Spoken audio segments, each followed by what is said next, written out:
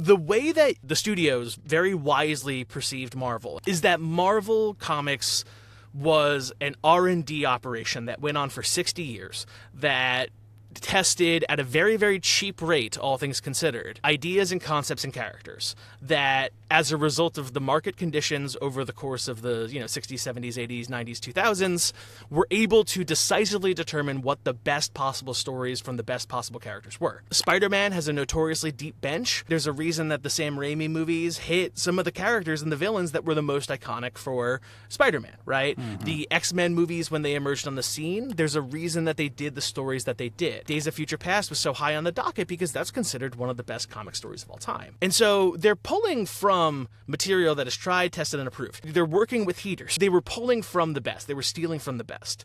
What have the past couple years post-Endgame involved? They haven't been pulling from the comics in as much of a direct way. Part of that's just because some of these comics are weaker. Some of these characters didn't have the iconic runs that you think. If you look at like the Black Widow movie, the Eternals movie, the Multiverse of Madness movie, Wakanda Forever, Quantumania, Thunderbolts, even Marvels, there's no specific comic arc that these are based on. They are not pulling off of the red hot fire that was some of the best comics of the past 60 years.